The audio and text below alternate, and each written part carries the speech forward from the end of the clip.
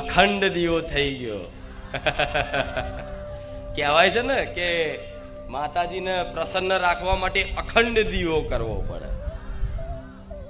તો હું જોઉં છું મારા પ્રેમી ભક્તોના હૃદયમાં મારો અખંડ દીવો ચાલે છે. અને દીવામાં એ અખંડ દીવામાં એ અખંડ દીવો ચાલુ રાખવા માટે ઘી કે તેલ રેડતું રહેવું પડે. રેડતું રહેવું પડે ને. કોઈ અખંડ દીવો હોય તો દિવસમાં 2 વખતે તે ઘી રેડવું પડે, ઉમેરવું પડે, જેથી એ જ્યોત ચાલુ જ રહે, બુઝાઈ ના જાય. તો તમારા હૃદયમાં મારી રોમવારી મેલડીનો દીવો પ્રગટ્યો છે, તો એ હૃદયમાં રામ નામ રૂપી ઘી ઉમેરતા રહેજો. તમારા એ હૃદયમાં મારા નામનો દીવો થયો હોય, બારેજા ધામની સોલંકી પેઢીની બહુચરના ખાતાની ઉગતા પોરની મેલડી રામવાડી મેલડી માનો દીવો તમારા હૃદયમાં થયો હોય અને અખંડ રાખવા માટે રામ નામ રૂપી ઘી ઉમેરતા રહેજો. બસ જન્મો જન્મ સુધી ક્યારે આ દીવાની જ્યોત જો બુઝાવા દઉં તો મારું નામ રોમવારી મેલડી.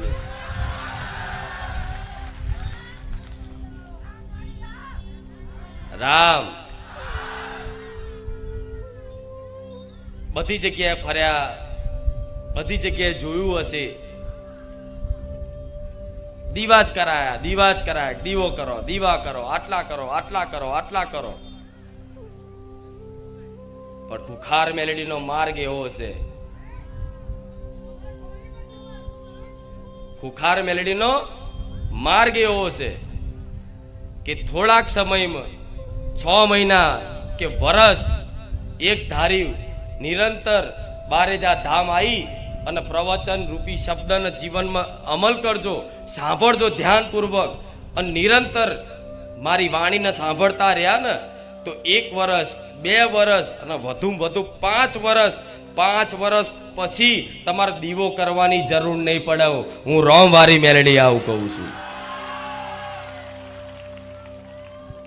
પેલાના કહેતા હતા ને, પેલાના ઘડિયા કે 12 મહિને એક જ દીવો કરતા, છતાંય માતા હાકા પાયે રહેતી, પાવરફુલ રહેતી, જીભના ટેરવે રહેતી, પાઘડીએ રહેતી.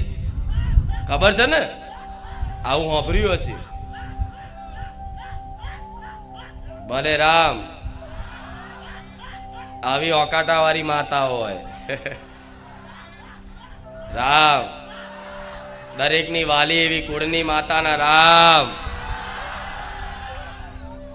ચામુંડાના રામ, મહાકાળીના રામ, આશાપુરાના રામ, હરસિદ્ધિના રામ, શક્તિના રામ, ખોડિયારના રામ, ઉમિયાના રામ, હિંગળાજના રામ, અંબેના રામ,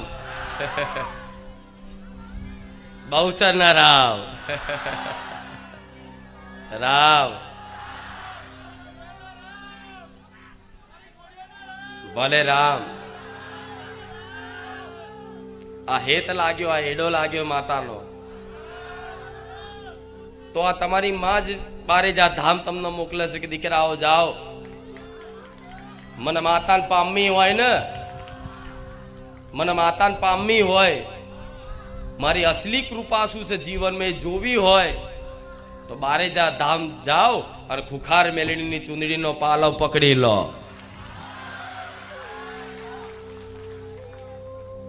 પેલા માતાજીને શું સમજતા? માતાજી એટલે કામ કરા આપણા એ માતાજી. શું કામ વાળી તરીકે ભક્તિ હતી બધાની, દીવાબત્તી કરતા હતા, પણ જે પ્રેમ પોતાની માં છે, પોતાના પણ કે આ મારી માં છે, મારી કુળદેવી છે, મારી મેલડી માં છે, એ તો બારેજા ધામ આયા પછી જ મારી થયું હશે. નકર બધાને પેલા બીજાની પારકી માતાઓ જ વાલી લાગતી. ઘરની માને એક શ્રીફળ ના ચડાવવા આજનો માણસ, અને બીજાની બી સોલંકી પેઢી હોય કે કોઈ પણ અન્ય પેઢીની કોઈ માતા હોય, કોઈ ભુવાજીની માતા હોય, એના માટે તો મોટા મોટા હાર લઈ જાય, મોટી મોટી મિષ્ઠાનો લઈ જાય, સોનાના છત્તર ચડાવન, ચાંદીના છત્તર ચડાવન, બધું જેટલી જાતનું કરે, પણ ઘેર પોતાની કુળદેવી હોય ને એને હરખું એક નારિયેળ હરખથી ના વધેરી હોય. આ શું ખોટું? પણ હું રામવારી મેલડી મારા તમામ ભક્તોને એવું કહીશ કે મારા કરતા તે તમારી કુળદેવીનું મહત્વ વધાર રાખજો. મારી માટે ચુંદડી ના લાવો તો કઈ વાંધો નહીં, હું વગર ચુંદડી એ રાજી છું, વગર શ્રીફળે રાજી છું, વગર અગરબત્તી એ રાજી છું. મને રાજી કરવા માટે તો ખાલી રામ નામ કાફી છે બસ. તમારી ઘેર બેઠેલી માતાઓ માટે જે ભાવ થાય ને એ ભાવથી, પ્રેમ ભાવપૂર્વક હેતથી કંઈ પણ વસ્તુ કોઈ અન્ય માતાજીએ ધામે જતા હોય અને કંઈ પણ લઈ જતા હોય, મીઠાઈ છે, પેડા છે કે ગમે તે તમે ભાવથી લઈ જતા હોય, એ રીતે તમારા ઘેર ફોટામાં બેઠી હોય, નાના અમથા ફોટામાં, પણ એ ફોટાની આગળ જઈને તમને જે મનમાં ભાવ જાગે એવી વસ્તુ લઈ જઈને આમ ધરાવો ને તો માને એવો ઓળકાર આવે ને કે આટલા વર્ષો સુધી તમારા વડવાઓ નિવેદ કરીને થાકી ગયા હોય, નિવેદો કરીને થાકી ગયા હોય, પણ કોઈ દિવસ એના અમીનો ઓળકાર ના આવ્યો હોય, એવો એક નાના એવા ભક્તનો પ્રેમ ભાવ જોઈ અને માને અમીનો ઓળકાર આવો. માં કશી વસ્તુની ભૂખી નહીં, પ્રેમની ભૂખી છે. શું? પ્રેમની ભૂખી છે. તો પ્રેમથી કઈ પણ વસ્તુ લઈને જાઓ કે માં લે આ તારી હાથર આ લાયો છું, સ્વીકાર કરજે, તો માં એટલી પ્રસન્ન થાય એની સીમા નહીં. કે દીકરાએ પહેલી વાર મારા માટે કંઈક ભાવથી કંઈક વસ્તુ લાવ્યો, માં તરત મઢમતી ફોટામથી આંખો ખોલીને જુઓ કે આજ પહેલી વાર મારો દીકરો મારા માટે કંઈક વસ્તુ લાવ્યો. એ વસ્તુ ના જોવે, તમારો ભાવ જોવે, અને ભાવ જોઈ અને માના આંખોમાં આહુડા આવી જાય. તમને ચો ખબર છે? શું તમે એકલા જ ભાવથી રહો? શું તમને એકલાના ભાવના આંસુ આવો, પ્રેમના આંસુ આવો? શું માતાજી પ્રેમના આંસુ ના આવો?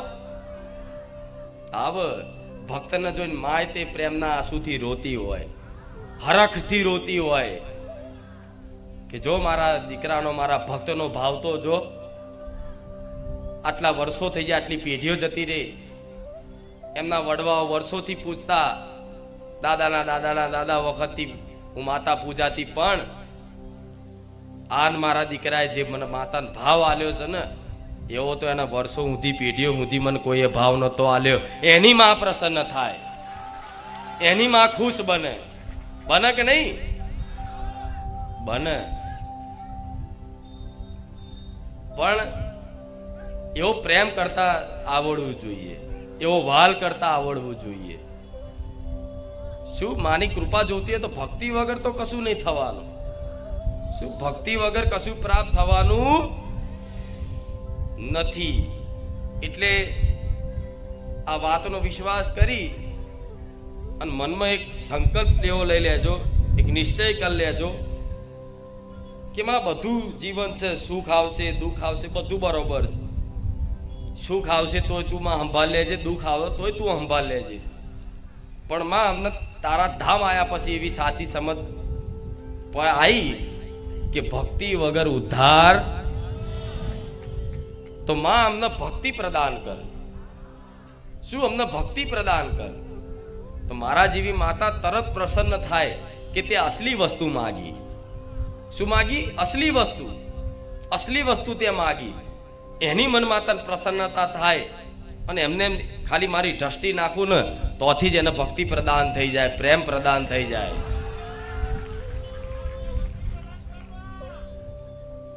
કેમ? કેમ કે કામ ચો સુધી કરાવશો તમે માતાજી જોડે? કામ ચો સુધી કરાવશો? તમારી વિચારો, કામનાઓનો અંત નહીં આવવાનો, તમારી ઈચ્છાઓનો અંત નહીં આવવાનો ક્યારેય. માગણી ચાલુ ને ચાલુ રહેશે. આ જીવન માતાજી બધા કામ કરતા રહેશે ને છતાંય તે તમારી માગણીઓ ક્યારેય બંધ થવાની નથી. કેમ કે મનુષ્યની એક સ્વભાવ છે કે આટલું મળે તો એને અંદર એવું થાય હજુ આટલું, હજુ આટલું, હજુ આટલું, હજુ આટલું, હજુ આટલું, એટલું બધું એને જોતું હોય કે બસ બધું સુખ મળી જાય મને. એટલે એને જો કામનાઓ વધતી જ જાય. અત્યારે એમ કે મારા આટલું થઈ જાય ને તો સારું, એટલું થઈ જાય ને તો પછી હજુ આનાથી આટલું થઈ જાય સારું, એનાથી હજુ થોડું વધારે થઈ જાય આવું સારું. શું એવું આખા સંસારમાં બધાની દશા છે? હજુ વધાર, હજુ વધાર, હજુ વધાર, એમ આખી જિંદગી માણસની પૂરી થઈ જાય પણ એની ઈચ્છાઓનો અંત થતો, અને ઈચ્છાઓનો અંત ના આવે તો વ્યક્તિ સુખી ના થાય. થાય ના થાય. તો મારે તો એવું સુખ આપવું છે, એવું સુખ આપવું છે કે વગર ઈચ્છા કરે તમારી અંતર આત્મામાં એવી અનુભૂતિ થાય કે જાણે મને આખો સંસારનું સુખ મળી ગયું. શું? આખા સંસારનું તમામ સુખ મળી ગયું. એનું નામ ભક્તિ કહેવાય. તમે બહાર બધી વસ્તુનું સુખ ખોરો છો પણ અસલી સુખ તો અંદર જ આવે છે ને, અંદર જ થાય છે ને. મનમાં સુખની અનુભૂતિ થાય, બહાર થોડી થાય છે. એટલા માટે કહીશ કે અસલી વસ્તુ શું છે? ભક્તિ. અને બારે જા ધામ આવતા હોય તો ભલે, દરેકનું પહેલેથી સ્વાગત છે, પણ જો મનથી, હૃદયથી, દિલથી ભક્તિ કરવાની ઈચ્છા ધરાવતા હોય ને તો બારે જા ધામમાં પલાઠી વારીને બેહી જજો. આ તમામ ભક્તોને કહીશ, કામ કરાવવા આવતા હોય કે ખાલી પ્રવચન સાંભળવા આવતા હોય કે કોકની જોડે આવતા હોય કે બીજા ગમે તે ઉદ્દેશથી આવતા હોય, પણ બારે જા ધામમાં જો ખરેખરમાં ખુખાર મેલડીની, રામવાડી મેલડીની અપાર કૃપા જોતી હોય, સુખ અનુભવ કરવો હોય તો માતા એવું કહીશ કે ભક્તિ કરવાની ઈચ્છા હોય ને તો ટકી લેજો. 6-12 મહિના નહીં થાય અને એવી વસ્તુઓ આલીશ કે ક્યારે તમારા જીવનમાં માગણી નહીં રહે. વગર માગે બધું જ પૂરું થાય. હજુ તમને વિશ્વાસ નહીં થાય આ વાતનો કે માતાજીને શું સમજો છો તમે? વગર માગે બધું પૂરું થાય. બધું. તમે જે પરિવારની ચિંતા કરો છો કે મારા પરિવારમાં આટલા સભ્યો છે, માં એમના લીધે હું દુઃખી થઉં છું, માં એમનું ભરણ પોષણ કરવા માટે, માં આ કરવા માટે, માં બધા કેટલી જાતના ટેન્શન લઈને ફરો છો ને, કેટલી જાતની ચિંતાઓ લઈને ફરો છો ને. તમારી ચિંતા નહીં હોય તો તમારા દીકરાની હશે, તમારી ચિંતા ને પોતાની પતિની હશે, કોઈને એની પત્નીની હશે, કોઈ એના પપ્પાની હશે, એના મમ્મીની હશે, એના ભાઈની હશે. તમારું શરીર સારું હશે તો તમારા ઘરમાં પરિવારમાં કોઈ બીમાર રહેતું એની ચિંતા હોય ને. માણસ મૂળ ગમે તે વાતે ચિંતાઓથી આખો દિવસ ઘેરાયેલો હોય છે. ભલે પછી બાર બજારમાં કોઈ પૂછક ચમનું છે કે મજામ, પણ હું માતા જોડતી એટલો મજામ છું. આ શું ખોટું? ખાલી કે મજામ મજામ એ મજા કહેવામાં તો કેટલી જાતની ચિંતાઓ થતી હોય. હા શું ખોટું? ખાલી કે હા મજામ, પણ મજા નહીં. હું જાણું છું નહીં મજા છે. સાચું કહેજો. મારી વાત સાંભળીને મજા આવતી હશે, આનંદ આવતો હશે, પણ અસલી મજા જીવનમાં કોઈ નહીં. જે ભગવાન માતાજીથી વિમુખ છે બધા દુઃખી છે. મોની લો આ વાત. જે ભગવાન માતાજીથી વિમુખ છે એ બધા દુઃખી આમે આખો સંસાર દુઃખી છે. તમે એકલા નવેના નહીં દુઃખી. કોઈ બતાવતું નહીં. કોણ બતાવે? કોઈ બતાવે? સંસાર બધાય સુખ બતાવે છે. કોઈ ગાડી લઈને ફરશે, કોઈ દોરા પહેરીને ફરશે, કોઈ જૂઠા દોરા પહેરીને ફરશે. બતાવવાનું હું સુખી, પણ હું જ માતા જોડતી હોય કે આ કેટલો માણસ સુખી છે. આ શું ખોટું? દેખાડા, એક જાતના દેખાડા. શું? એક જાતના દેખાડા. બસ ખાલી દેખાડો કરવાનો કે હું સુખી છું, મારી જોડે ગાડી છે, મારી જોડે બંગલો છે, મારી જોડે આ છે. આખો 99% સંસાર આમાં જીવે છે એકબીજાને બતાવવા માટે. શું? એકબીજાને બતાવવા માટે હું સુખી છું, પણ ખરેખરમાં વિશ્વાસ રાખજો જે ભગવાન માતાજીથી વિમુખ છે, અર્થાત ભક્તિમાં રંગાયા નહીં, બધા દુઃખી. કરોડપતિ અજબોપતિ હોય ને તો એ મારી વચ્ચે લાવજો. અજબોપતિ વ્યક્તિને મારે વચ્ચે લાવજો અને ઊભો રાખજો અને એને કહેવડાવજો કે હું મારા જો અજબો રૂપિયા છે ને તો હું એટલો બધો સુખી છું. હું એની શું દુઃખની વાત છે ને એના મનની વાત ના કહી દો તો ગુખાર મેળડી દે.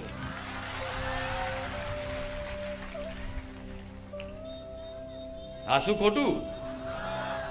તો સુખ ન સમજો, સુખ શું છે એને સમજો. સુખ ન સમજો, સુખ સુખ છે. સુખ કોને કહેવાય? બસ તમને તો એવું છે કે આવું થઈ જાય તો હું સુખી થઈ જઈશ, આવું થઈ જાય તો હું સુખી થઈ જઈશ.